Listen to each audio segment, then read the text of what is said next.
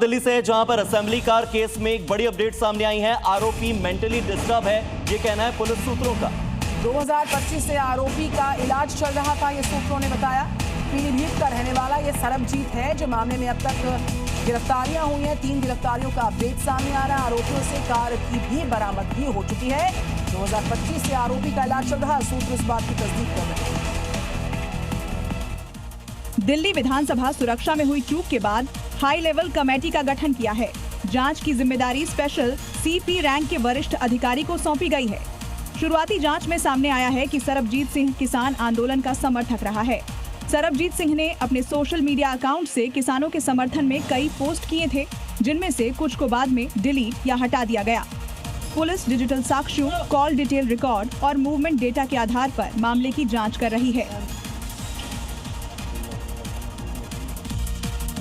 बहुत बड़ी खबर इस वक्त की, सीएए के खिलाफ महाभियोग खारिज हुआ। ये बड़ी जानकारी इस वक्त की सामने आ रही है। स्पीकर ने प्रस्ताव को खारिज कर दिया है। राज्यसभा से प्रस्ताव खारिज हुआ, लोकसभा से भी प्रस्ताव खारिज हुआ। प्रस्ताव का कोई आधार नहीं है, बिना किसी आधार के इसे आगे नहीं बढ़ाया जा सकता, ये कहना है राज्यसभा के सभापति का भी और लोकसभा के स्पीकर का भी।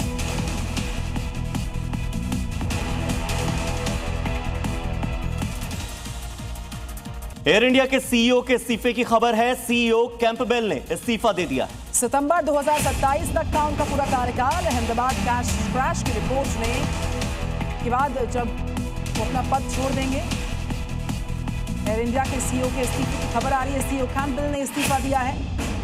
सितंबर 2027 तक उनका कार्यकाल था, लेकिन जो अहमदाबाद क्रैश हुआ था उसकी रिपोर्ट के बाद पद छोड़ने की जानकारियां सामने आ रही हैं। नमस्ते जी में अब रफ्तार के साथ हम आगे बढ़ते दिखाते हैं राज्यों के समाचार।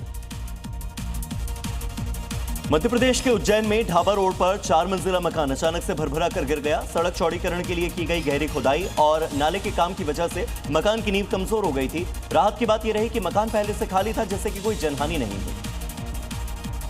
राजस्थान की राजधानी जयपुर से खबर। यहां पर हड़कंप उस वक्त मचा जब करणी विहार इलाके में एक चाय की थड़ी पर सिलेंडर ब्लास्ट हो गया। धमाका इतना भयंकर था कि सिलेंडर के टुकड़े दूर दूर तक देखे गए। राहत की बात यह रही कि घटना में कोई हताहत नहीं हुआ। उत्तर प्रदेश के बुलंदशहर में प्रशासन ने अतिक्रमण के खिलाफ बड़ी कार्रवाई की और खुर्जा इलाके में अवैध रूप से बनाई जा रही 11 कॉलोनियों को बुलडोजर की मदद से ध्वस्त कर दिया। बता दें कि करीब 117 बीघा जमीन पर अवैध प्लॉटिंग की जा रही थी। राजस्थान के सलम्बूर जिले की खबर। 2 गांव में 5 दिन में 5 बच्चों की रहस्यमय बीमारी से मौत का मामला तूल पकड़ रहा है। अचानक से बच्चों की यहां पर जो मौत हो रही है, उसमें बच्चों को बुखार की शिकायत होती है, ऐंठन होती है, उल्टियां होती हैं, उसके बाद बच्चे दम तोड़ते हैं। सूचना के बाद स्वास्थ्य महकमा हरकत में आ गया। सर्वे कर ब्लड सैंपल्स जुटाए जा रहे बच्चों के।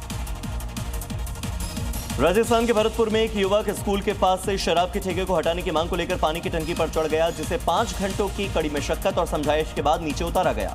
एसडीएम ने युवक को दोबारा सर्वे करवाने का आश्वासन दिया। अमेरिका में पनामा सिटी में एक धमाका हुआ है। पुल के नीचे टैंकर में धमाका हुआ। धमाके के बाद तेजी के साथ इलाके भर में आग फैल गई है। कई गाड़ियां इसकी चपेट में आई हैं। पनामा सिटी अमेरिका का, जहां पर एक बड़ा धमाका, तस्वीर आपके सामने। चारों तरफ धमाके के बाद तबाही का मंजर। तो बता दें कि पुल के नीचे से टैंकर गुजर रहा था, तभी टैंकर में जोरदार धमाका हुआ। धमाके के बाद अचानक से आग का गुबार उठता हुआ देखा गया। जी न्यूज आपको ये एक्सक्लूसिव तस्वीरें दिखा रहा है पनामा सिटी की। अमेरिका के पनामा सिटी में अचानक से तेल के टैंकर में आग लगी है और उसके बाद इतना खतरनाक विस्फोट हुआ कि पूरा आसमान काले धुएं और नारंगी आग की लपटों से फटा पड़ा नजर आया। आप देख सकते हैं यहाँ से जो लोग गुजर रहे थे, उनमें किस तरह का डर उनके चेहरे पर दिखाई दे रहा है। 2 वीडियो आपकी टीवी स्क्रीन पर है इस वक्त। तेल के टैंकर में धमाके से चारों तरफ आग की ऊंची ऊंची उठती लपटें आप देख सकते हैं। लोगों में अफरा तफरी मचना लाज़िम है और धुएं के गुबार से पूरा इलाका फटा पड़ा है। तो इस धमाके के तुरंत बाद तेजी के साथ आग की लपटें चारों तरफ फैली नजर आई। तेल का टैंकर था जिसके अंदर धमाका होता है और उससे चारों तरफ किस तरीके से तबाही होती है आप देख सकते हैं। 2 अलग अलग तस्वीरें जी न्यूज़ आपको दिखा रहा एक्सक्लूसिव।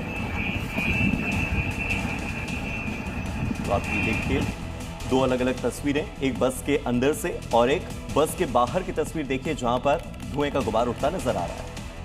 स्कूल फीस पर मनमानी के बाद अब जी न्यूज मेडिकल मुनाफाखोरी के खिलाफ अभियान चला रहा है, क्योंकि जो दवाएं लोगों की जिंदगी बचाती है उन दवाओं को अधिकतम दाम पर बेचकर कई गुना ज्यादा मुनाफा कमाया जा रहा है।